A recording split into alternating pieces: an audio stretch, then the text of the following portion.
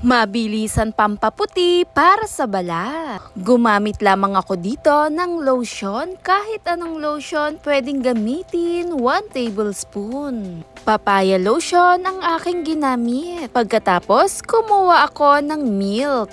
1 tablespoon ang aking inilagay. Kagandahan dala nito, mayaman na rin sa lactic acid at yung kombinasyon na ating mga gagamitin, kakaiba na nagbibigay kinis, mabilisan pampaputi kasama na rin ng cornstarch. 2 tablespoon ng cornstarch ang aking inilagay. Kakaiba rin ang dala nito para sa ating mga kutis. Kadalasan, gusto rin natin ang maputing balat. At dito nga sa ating simpleng ginawa, bleaching agent na rin to na nagbibigay puti. Kapansin-pansin ang datingan lalo sa kutis. At 1 teaspoon po ng lemon juice ang siyang magbibigay balance. Mayaman ito sa vitamin C na mas kailangan ng ating mga kutis.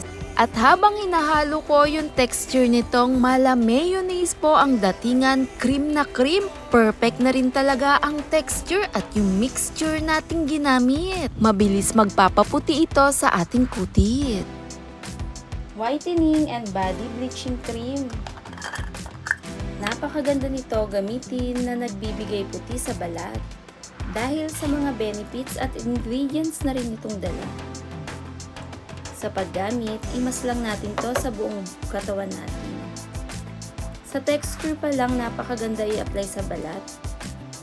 Malambot at makinis. Imas lang natin to ng 20 minutes. Pwede mong isabay sa yung pagligo. Kahit 2 beses sa isang linggo. Maganda gamitin. Nagbibigay exfoliate at whitening para sa balat. May iwasan din niya ang pagka-dryness. Nagbibigay glow.